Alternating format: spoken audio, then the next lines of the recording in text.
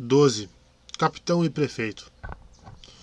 O capitão Hampreacher não estava acostumado ao luxo dos aposentos em que se encontrava e não estava nem um pouco impressionado. De modo geral, ele desencorajava a autoanálise e todas as formas de filosofia e metafísica que não fossem diretamente ligadas ao seu trabalho. Isso ajudava. Seu trabalho consistia em grande parte no que o departamento de guerra chamava de inteligência, os sofisticados de espionagem e os romancistas de histórias de espião.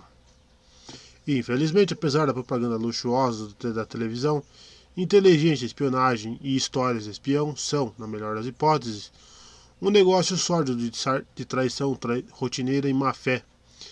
Isso é desculpado pela sociedade, pois é feito nos interesses do Estado. Mas como a filosofia parecia sempre levar o capitão Preacher a uma conclusão de que, mesmo nesse interesse sacrossanto, é muito mais fácil apaziguar a sociedade que a consciência, ele não incentivava a filosofia. E agora, no luxo da antessala do prefeito, seus pensamentos se voltavam para dentro, ainda que ele não quisesse. Homens atrás dele na fila de promoção haviam sido promovidos primeiros várias vezes, embora tivessem menos capacidade. Isso era admitido. Ele havia suportado uma chuva eterna de pontos negativos e reprimendas oficiais e sobrevivera. E teimosamente continuara fazendo o que achava certo, na crença firme de que a insubordinação, em nome desse mesmo sacrossanto interesse do Estado, ainda acabaria sendo reconhecida por uma prestação de serviços. Então ali estava ele, na antessala do prefeito, com 5 soldados, como uma guarda respeitosa e provavelmente uma corte marcial à sua espera. As portas pesadas de mármore se afastaram de forma suave, silenciosamente, revelando paredes acetinadas, um carpete de plástico vermelho e mais 2 portas de mármore com detalhes em metal lá dentro. 2 funcionários vestindo as roupas de linhas retas de 3 séculos atrás saíram e chamaram. Uma audiência para o capitão Hampreacher de informações. Recuaram com uma mesura cerimoniosa enquanto o capitão avançava. A escolta dele parou na porta exterior e ele adentrou sozinho. Do outro lado das portas, num grande salão extremamente simples, atrás de uma mesa enorme e extremamente angular, sentava-se um homem pequeno, quase perdido na imensidão. O prefeito Indburg, sucessivamente, o terceiro com aquele nome, era neto do primeiro Indburg, que fora brutal e competente, que havia exibido a primeira qualidade espetacularmente pela forma como tomara o poder, e a segunda pela habilidade com que dera fim aos últimos vestígios farsescos das eleições livres, e a habilidade, ainda maior, com que manteve um governo relativamente pacífico. O prefeito Indburg era também filho do segundo Indburg, que havia sido o primeiro prefeito da fundação a ascender ao posto por direito de nascença, e que era apenas metade do pai, pois havia sido meramente brutal. Portanto, o prefeito Indburg era o terceiro do nome e o segundo na sucessão por direito de nascença, e era o menor dos 3, pois não era nem brutal nem competente, meramente um excelente contador que nascera no lugar errado. Indburg III era uma combinação peculiar de características de qualidade inferior para todos, exceto para si mesmo. Para ele, um amor exagerado pela disposição geométrica dos objetos era sistema, um interesse infatigável e febril pelas facetas mais mesquinhas da burocracia cotidiana era industriosidade, indecisão, quando estava certo era cautela e teimosia cega quando errado, determinação. Apesar disso, ele não desperdiçava dinheiro, não matava nenhum homem desnecessariamente e tinha a melhor das intenções. Se os pensamentos melancólicos do capitão Preacher iam nessas linhas enquanto permanecia respeitosamente em seu lugar perante a mesa enorme, o arranjo pétreo de suas feições não dava a perceber nada. Ele não tossiu, deslocou seu peso ou arrastou os pés até que o rosto magro do prefeito se levantasse lentamente, enquanto o estilo cessava sua tarefa de notações marginais, e uma folha de papel impresso em letras minúsculas era erguida em uma pilha reta e colocada sobre outra pilha reta. O prefeito Indburg bateu as palmas cuidadosamente à sua frente, evitando de modo deliberado perturbar o caprichoso arranjo dos acessórios da mesa. Ele disse, reconhecendo a presença do outro: Capitão Hampreacher de informações. E em estrita obediência ao protocolo, o capitão Preacher dobrou um joelho quase até o chão e curvou a cabeça até ouvir as palavras de liberação. Levante-se, capitão Preacher. O prefeito disse com um ar de simpatia calorosa. Você está aqui, Capitão Pritchard, devido a certas ações disciplinares tomadas contra o senhor por seu oficial superior. Os documentos relativos a tais ações chegaram, no decorrer natural dos acontecimentos, à minha atenção, e como nenhum acontecimento na Fundação é desinteressante para mim, dei-me ao trabalho de obter mais informações sobre seu caso. Espero que não esteja surpreso. Capitão Pritchard disse sem emoção. Não, Excelência. Sua justiça é proverbial. É mesmo? É mesmo. Seu tom era de agrado e as lentes de contato escuras que usava captavam a luz de uma maneira que dava aos seus olhos um brilho duro e seco. Meticulosamente, ele abriu em leque uma série de pastas metálicas diante de si. As folhas de pergaminho dentro estalaram quando ele as virou, seu dedo longo descendo a linha enquanto ele falava. Tenho sua ficha aqui, capitão. Completa. Você tem 43 anos e é oficial das Forças Armadas há 17. Nasceu em Lores, de pais anacreonianos. Nenhuma doença séria na infância. Uma crise de mio... Bem, isso não importa. Educação pré-militar na Academia de Ciências. Formado. Hipermotores. Distinção acadêmica. Muito bom. Meus parabéns. Entrou no exército como suboficial do 102º dia do ano 293 da Era da Fundação. Levantou a cabeça por um momento enquanto fechava a primeira pasta e abria a segunda. Sabe, disse ele, em minha administração nada é deixado ao acaso. Ordem, sistema. Ele levou um glóbulo de geleia rosado e perfumado à altura dos lábios. Era esse seu único vício, mas só se rendia a ele com parcimônia. Por testemunho o fato de que a mesa do prefeito não tinha aquele quase inevitável flash atômico do dispositivo de desintegração de tabaco apagado, pois o prefeito não fumava. Nem, claro, seus visitantes. A voz do prefeito continuava no mesmo tom mecânico, metódico, arrastado, resmungando de vez em quando intercalado por comentários sussurrados de elogios ou reprovações igualmente suaves e igualmente inúteis. Lentamente ele recolocou as pastas na posição original, numa única pilha bem arrumada. Bem, capitão, ele disse bruscamente, sua ficha é incomum. Sua habilidade é fenomenal, ao que parece, e seus serviços valiosos, além de qualquer dúvida.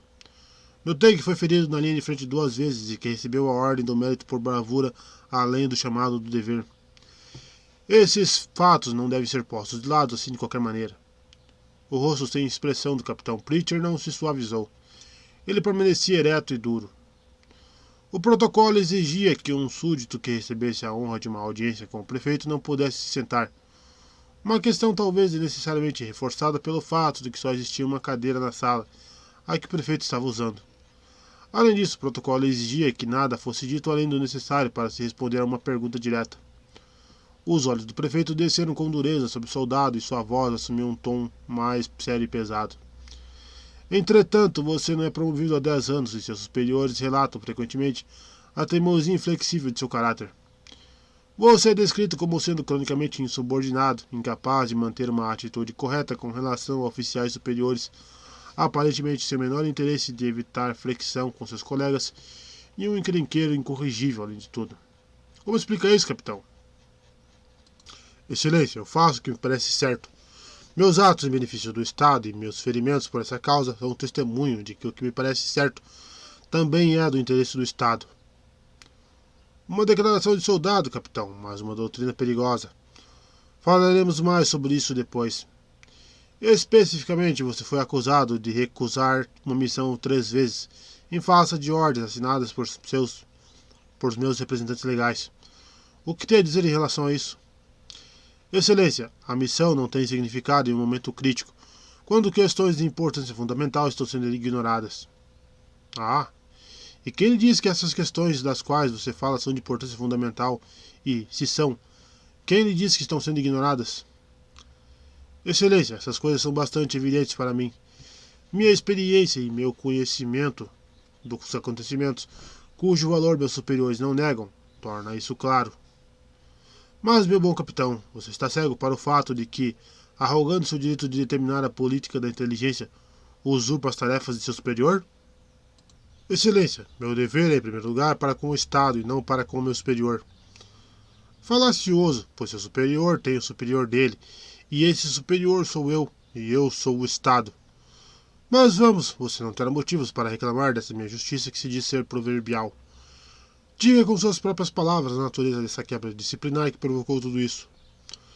Excelência, meu dever é, em primeiro lugar, para com o Estado, e não viver a vida de um marinheiro mercante aposentado no mundo de Calgan. Minhas instruções eram para dirigir as atividades da Fundação do Planeta, aperfeiçoar uma organização para atuar na observação das atividades do Senhor da Guerra de Calgan, particularmente em relação à política externa dele. Disso já tenho conhecimento. Continue. Excelência, meus relatórios têm ressaltado continuamente as posições estratégicas de Calgan e dos sistemas que controla. Já informei sobre a ambição do Senhor da Guerra, os recursos que tem, a determinação em estender os próprios domínios e a postura fundamentalmente amistosa, ou quem sabe neutra dele para com a Fundação. Eu já li seus relatórios por inteiro. Continue. Excelência, voltei há 2 meses. Naquela época não havia sinal de guerra no horizonte, nem um sinal de nada, a não ser um quase excesso de capacidade de repelir qualquer ataque concebível. Há um mês, um mercenário desconhecido tomou Calgan sem uma luta sequer. O homem que um dia foi o Senhor da Guerra de Calgan aparentemente não está mais vivo. Homens não falam de traição, eles só falam do poder e da genialidade desse estranho condottiere, este mulo. Este o quê? O prefeito se inclinou para a frente e pareceu ofendido. Excelência, ele é conhecido como o Mulo. Dele pouco se fala em sentido factual, mas coletei fragmentos de informações e filtrei os mais prováveis. Ele aparentemente é um homem que não tem nascimento nem posições nobres. Seu pai desconhecido, sua mãe morta no parto. Sua criação é de um vagabundo, sua instrução a dos mundos miseráveis e dos becos afastados do espaço. Ele não tem nenhum outro nome a não ser o de Mulo, um nome que os relatos dizem ter sido dado a ele por si próprio e que significa, pela explicação popular, sua imensa força física além da teimosia e seus objetivos. Qual é a força militar dele, capitão? O físico dele não me interessa. Excelência, os homens falam de frotas imensas, mas nisso podem estar sendo influenciados pela estranha queda de Calgan. O território que ele controla não é grande, embora seja possível determinar definitivamente os limites exatos. Não obstante, este homem precisa ser investigado. Então. O prefeito entrou num devaneio e lentamente, com 24 pancadinhas do seu estilo, desenhou 6 quadrados em arranjos hexagonais na primeira folha em branco de um bloco de notas que rasgou, dobrou em 3 partes perfeitas e enfiou no slot de papel usado à sua direita. Os papéis deslizaram para uma limpa e silenciosa desintegração atômica. Agora me diga, capitão, qual é a alternativa? Você me contou que deve ser investigado. O que você foi ordenado a investigar? Excelência, existe um buraco de rato no espaço que, ao que parece, não paga seus impostos. Ah, isso é tudo? Você não está ciente e não lhe disseram que esses homens que não pagam os impostos são descendentes dos comerciantes selvagens dos nossos primeiros dias? Anarquistas rebeldes, maníacos sociais que afirmam ter a ancestralidade da fundação e renegam sua cultura? Você não está ciente, não lhe disseram que esse buraco de rato no espaço não é um, mas muitos? Que esses buracos de rato são em maior número do que sabemos? Que esses buracos de rato conspiram juntos um com o outro e tudo isso em conjunto com os elementos criminosos que ainda existem por todo o território da Fundação? Até mesmo aqui, capitão, até mesmo aqui. O fogo momentâneo do prefeito se apagou rapidamente. Você não está ciente disso, capitão?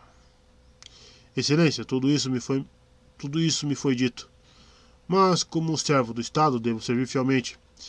E aquele que serve mais fielmente é o que serve a verdade.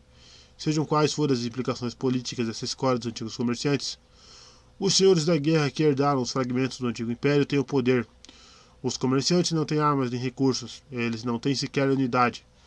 Eu não sou um coletor de impostos para ser enviado numa tarefa infantil. Capitão Preacher, você é um soldado e calcula em termos de armas. Não é bom se permitir chegar a um ponto em que envolva me desobedecer. Tome cuidado. Minha justiça não é simplesmente fraqueza, capitão. Já foi provado que os generais da Era Imperial e os senhores da guerra da presente época são igualmente impotentes contra nós. A ciência de Seldon prevê o curso da Fundação, é baseada não em heroísmo individual, como você parece crer, mas nas tendências sociais e econômicas da história. Nós já passamos por sucesso por quatro crises, não passamos? Passamos, Vossa Excelência, mas a ciência de Seldon é conhecida somente por Seldon. A nós mesmos só nos ficou a fé. Nas 3 primeiras crises, como ensinaram cuidadosamente, a fundação foi liderada por homens sábios que previram a natureza das crises e tomaram as precauções adequadas. Caso contrário, quem pode dizer? Sim, capitão, mas você omite a 4ª crise.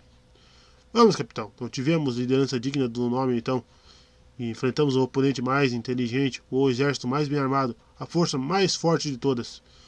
Mas vencemos pela inevitabilidade da história. Excelência, isso é verdade.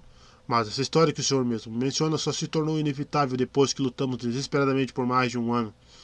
A vitória inevitável nos custou os 500 naves e meio milhão de homens.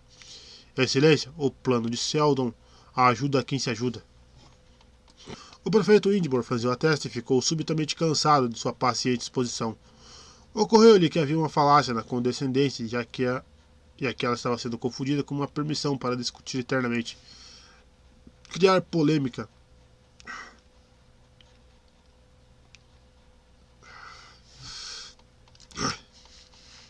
Mergulhar na dialética. Não obstante, capitão, Seldon garante a vitória sobre os senhores da guerra, ele disse rígido. E não posso, nesse tempo ocupado, me permitir uma dispersão de esforços. Esses comerciantes que você despreza são derivados da fundação. Uma guerra com eles seria uma guerra civil. O plano do Seldon não traz garantias quanto a isso para nós, já que eles e nós somos da fundação. Então eles devem ser subjugados. Você tem suas ordens. Excelência, não lhe foi feita nenhuma pergunta, capitão. Você tem suas ordens. Obedecerá essas ordens. Mais discordâncias de qualquer tipo, comigo mesmo ou com os que me representam, serão consideradas traição. Pode se retirar. O capitão Han Pritchard voltou a se ajoelhar e saiu andando de costas, de frente para o prefeito, passos lentos. O prefeito Indibor, terceiro de seu nome, segundo prefeito na história da fundação a ter esse título por diretor da ciência, recuperou o equilíbrio e levantou outra folha de papel da pilha bem arrumada à sua esquerda. Era um relatório da economia de fundos gerada pela redução da quantidade de espuma de metal das bordas dos uniformes da força policial. O prefeito riscou uma vírgula supérflua, corrigiu um erro de digitação, fez 3 anotações marginais e o colocou em cima da pilha bem arrumada à sua direita. Ele levantou outra folha de papel da pilha bem arrumada à sua esquerda. O capitão Han Pritchard, de informação, encontrou uma cápsula pessoal esperando por ele quando retornou ao quartel. Ela continha ordens secas e sublinhadas com tinta vermelha embaixo de um carimbo estampado, urgente, e todo assinado por uma inicial, com a letra I maiúscula escrita com precisão. O capitão Han Pritchard estava recebendo ordens para ir para o mundo rebelde chamado Refúgio, nos termos mais fortes. O capitão Han Pritchard, sozinho em seu veículo leve de um homem só, ajustou o curso silencioso e calmamente para Calgan. Naquela noite, dormiu o sono de um homem teimosamente bem-sucedido.